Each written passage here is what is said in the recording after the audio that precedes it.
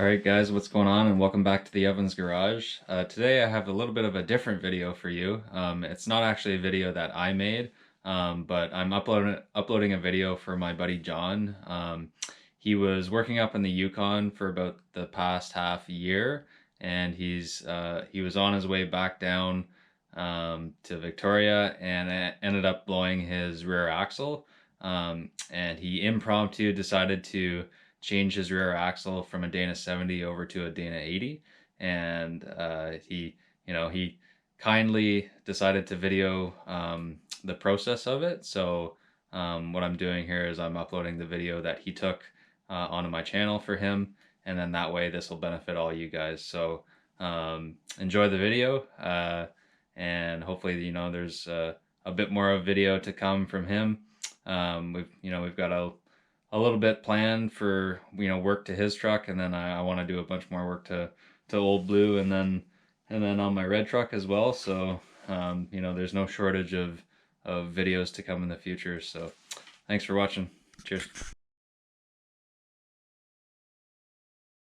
So I blew up the Dana 70 on my 92 W250, and I'm swapping in a Dana 80.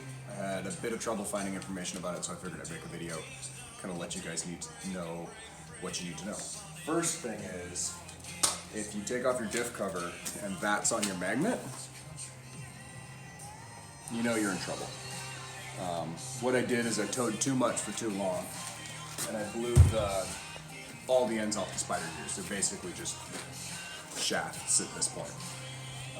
So I found a Dana 80 at a friend's yard. It's in pretty good shape. He built mug boggers, so he had it sitting around. I picked up a new yoke from Pat's Driveline in Vancouver. He sent me the yoke, U-joint, new strap kit, and then I've got a pinion seal coming. The axle is currently out being sandblasted, so we're going to get it back today, and we're going to paint it and make it all pretty and clean. I had new U-bolts made up, and what I'm going to do is I'm going to bolt the axle. The Dana 70 bolts U-bolts over top of the springs, bottom plate on. I got these made up, and I'm going to bolt it up, and I'm hoping that, because the new axle is a 4-inch tube where the Dana 70 is like a 3 3/4, but the saddle that holds the shock mount on the 70 is on the saddle for the axle, whereas the 80 is welded to the frame in a different spot.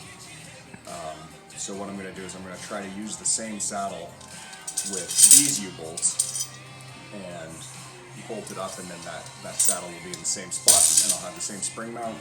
And then I had these 5/16 plates cut that I'm going to fab up to go on top of the springs as a bolt point for the U-bolts to come up into. And I use 5/16 because it's thick enough. I don't have to put gussets in it. It's just bulletproof pretty much. So we're going to pull the axle out, strip everything off of it, get everything ready to go. I've got all new brake systems going. The brakes on the axle are new. The new axle are new. I've got new brake lines and new splitter and vent tubes and soft line and everything like that. So we're going to swap those on and walk you guys through what you need in order to do this job.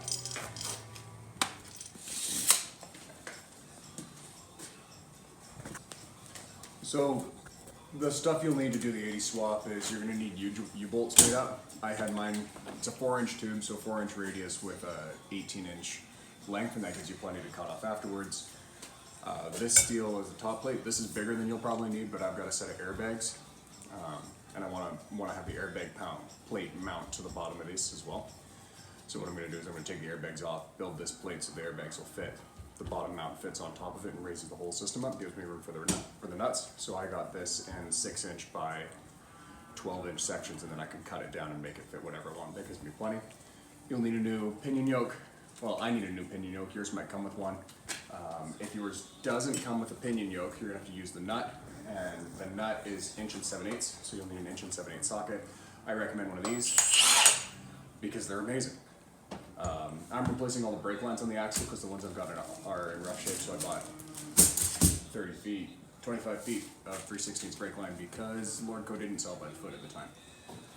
That also means I'm using brake flaring toolkit and Permatex gasket for the diff cover.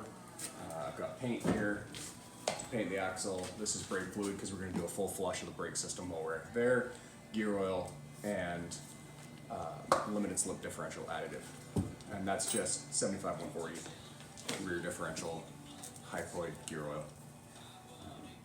Also, I would recommend replacing your strap, U-joint strap kit while you're at it, so that you're not reusing these, because these tiny little nuts, bolts in here get worn out over time.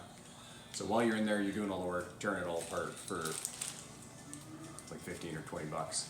It's worth replacing the strap kit and the U-joint. I recommend always just replacing a U-joint when you take it apart, because they're cheap, but when they blow up, it's a huge pain. So that's kind of a rough down of like the specialty stuff you'll need in the equipment. You'll also need a Dana 80 rear end. I'm leaving the drum brakes on the rear end that I got because they're in great shape. Brand new shoes on them. The drums are in good shape. There's no speckling or cracking or heat spots or anything. They're good. They haven't been heavily used at all. Again, it was on a mud bogger, so the objective wasn't to stop, it was to go forward. So that's what I've got. That's the kind of the specialty stuff, the rough supplies. And then we'll just kind of walk you through step by step what we're doing. Oh, I also recommend make a list, because now I've got everything listed out. I've got it listed out in a way that I can just look at the next thing and go through it. It's worth the extra 20 minutes to write everything out and then be like, okay, yeah, next is jack up truck, block truck, unhook the brakes, do all of that kind of stuff, and you just go through it. You don't have to think about it as you're doing it, and it keeps track of where you are in case you get distracted by having to chase your neighbor's cows because you're staying at a friend's ranch. Because that's where your rear end blew up. So let's get to it.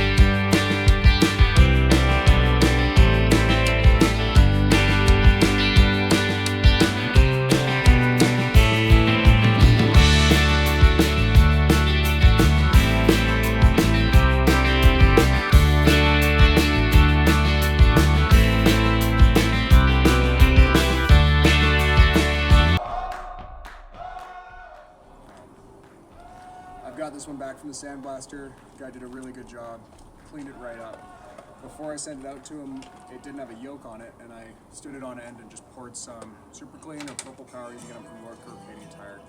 Poured it inside there and it sloshed around as he was moving it and doing stuff to it. And that was able to clean out all the sludge and the grease and like the nasty old oil that was in there. So that all kind of collected at the bottom, took the back plate off, cleaned it out. Wire wheel, just like a little bit of rust on the wheel speed sensor ring, and then I painted the whole thing before putting it under the truck. I loosened all of the bleeder screws for the brakes so that I don't have to fight with them when it's in there and I'm cursing and screaming. I'm making up any brake lines that need to be made, doing it all out here because it's way easier to do it. Put the axle yoke on, I put a new pinion seal on. I actually filled it with oil out here, so like it's a little heavier, but it's already weighs more than I can move on my own. I set it here with an excavator.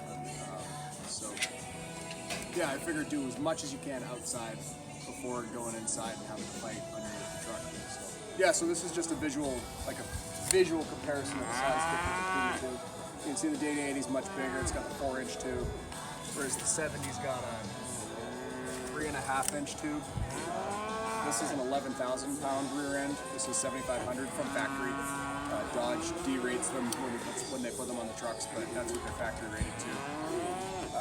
This one is 70 inches long. This is 65 inches long. This one has 1/2-inch wheel studs. This one has 9/16 wheel studs. I'm not sure the actual physical ring gear size difference, but it's, like you can see the size of the pumpkins. It's a sizable difference, but it's a much beefier rear end, which is what I'm going for. So I don't have to blow up another rear end and do this at a friend's cattle ranch on the way home. So So this is the bottom plate for the U-bolts on the 70 series axle, and the shock mounts here and it bolts to the bottom of the axle like that because the U-bolts are coming down. I was hoping to use it on the 80 because I could hollow it out a little bit and make it fit the 80 axle tube. What I didn't take into account is that this plate, which is what the springs mount to normally, is wider than these bolt holes on the 80 series axle, because this is 3 inches on the 80 and these are 2.5 on the 70. So it won't work. The springs are all spread out weird and it didn't work. Plus this knob bumped into here. I was hoping not to have to cut these off. It looks like I'm going to have to cut them off. And what I'll do is I'll cut this up, fit it in here, and make sure it fits nicely for the shock, and then weld it in place. Probably like I should have done from the beginning. I was trying to make it easy on myself, but I think I just ended up making more work than I needed to. So. Alright, so it's in. All we have to do is put the wheels on, include the brakes, take it for a test drive. So what I ended up doing was made a top plate, U-bolted it from the bottom. This lift block has a nipple on the bottom of it, but the axle, the hole for that nipple had been welded up at some point. I couldn't drill it because it was hardened steel. So I ended up spending quite a bit of time centering the whole thing, getting it all perfect, and then I just welded this block in place to the axle. It's U-bolted from the bottom. I scrapped my original idea of using the saddle, cut the stud for the shock off, welded it to a plate, modified the original shackle handle, or strut hanger that was facing forward, cut it off, welded it back in backwards facing here, the same distance in this one is, so these two are matched on either side. Yeah, bolted it all up, really paid attention to squared, plumb and true and everything like that. Some things that I ran into are the axle overall width. The 80 is 70 inches, the Dana 70 is 65. The axle tube is 4 inches, whereas the Dana 70 is 33.5. The shock mounts are in different spots, so you have to modify both of them in order to make them work. The pinion is 1 inch longer, so I had to shorten my drive shaft 1 inch. I thought my 6-inch lift was going to compensate for that, but it didn't. The actual brake drums, the outside diameter of the brake drum is 15.5 inches. The inside diameter is 13 inches versus it's much smaller on the Dana 70. This spring mount plate is 3 inches wide, whereas in the Dana 70 it's 2.5. So that's why there's that extra little 1/4 inch on either side. As you can see, I've got my airbag plate right here, and what I did is I went 12 inches to 12 inches to span this airbag plate, so it spaced it up to give me room on here. This is 7/16 steel plate that I bent after drilling the holes for everything like that to match roughly the spring at full extension. As it comes up and flattens out, that'll change just a little bit, but I don't think it's going to matter. These are 9/16 U-bolts that I had made originally, and I've got it bolted up from the bottom just because that worked with my system way more. This brake line isn't pinched. I've threaded it through here to keep it safe. Then I've got my spacer block for the lift. I welded that to the axle to keep it steady because my alignment pin didn't work because somebody had welded up the hole in the axle already, so that was hardened steel I couldn't get rid of. But all in all, actual mounting to the axle, this is the system we used. It works pretty well. I also had to move this shock mount on the 80. It mounts in the front, one in the front, and then the other side mounts in the back. So I modified it, brought it back here, welded it in, fitted it all together, and got it spaced out in the same spot as on the other side, so these two match. What we've done is we put a lot of time into making sure that the axle is exactly where it should be. So we made sure we got it all mounted, everything, pinion angles and everything are all right. Chose a spot up in the frame that had a cross member, so it was even across the frame, and measured with a string line down to the floor, made a dot, down to the floor, made a dot, and then measured between those two and made a dot in the center. And then from that point we measured from there back to one distinguishable mark on this side, and then the same distinguishable mark on the other side, and make sure those distances are the same. That stops the axle from being crooked, and that stops the vehicle from dog tracking or wanting to scrub your wheels or anything like that. And then we also measured, to check it, we measured from the frame on the other side above the axle to a point on here, which was the U-bolt bracket, and then from the frame on this side to that one, and made sure that it was even this way, so everything's all square and plumb and true and level as it should be. So So this is the Dana 70 without the wheels on. You can see right in here corrosion, and that's because I've got aluminum rims without a gasket. And my lovely wife here, the beautiful Jessie, has got a wire wheel, and what she's doing is she's going around and just polishing off the oxidization and the dissimilar metal corrosion between the aluminum and the steel.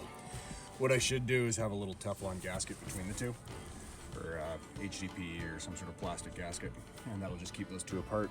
That's what we do on big rigs, but I don't have that right now. So we're cleaning this off until I can get one of those. So I'm just bleeding the brakes on the 80 here, and figured I'd let you guys in on a little tip. What I'll do is I'll take a clear plastic container so that you can see the fluid inside, and then I'll take a 3/8 or 1/4 inch airline off of a big rig, or for your air lockers or whatever. This is 1/4 inch fuel hose, and I'll run it down all the way into the bottom of the container and then put a hose clamp on the top. If you got a Gatorade bottle that works really well, you can just drill a hole in the top and shove it all the way in, and the pressure will hold it. Then you put this on your bleeder screw and get somebody to pump your brakes, and as they pump them, the fluid comes down, fills up the bottom of the container, and then you can visually see and hear the bubbles, as opposed to trying to guess where the bubbles in that one there. It really lets you know when you got it bang on. It also helps because the person pumping the brakes lets off the brakes before you close the valve. It'll suck fluid back up in instead of sucking air into itself. So it helps to kind of really guarantee that you get a good solid bleed.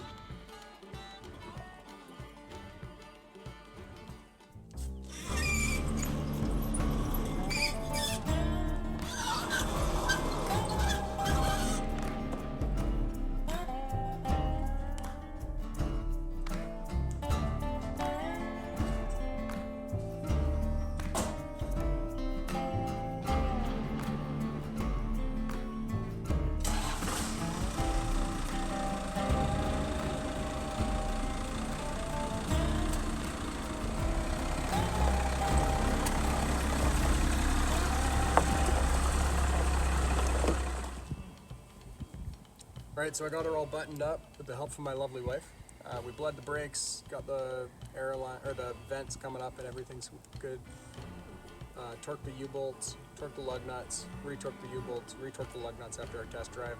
Took it for a test drive. It ran really well, really nice and smooth, no wheel hops in the back. The limited slip works really well. It's nice and tight, tracks straight down the center of the road. You can let go of the steering wheel. It works really well. I'm really happy with this. Took a little bit more fabricating than I was expecting, but it was totally worth it. Again, 11,000 pound rear end versus 7,500. It's beefier. It's 2.5 inches wider, but like my tires only stick out by 1.5 inches, and I was thinking of going from 12-inch wides to 10.5 anyway. So that'll get solved just by that. No, all in all, I'm very happy with this, and it's definitely something that I would do again when I buy another one. Great.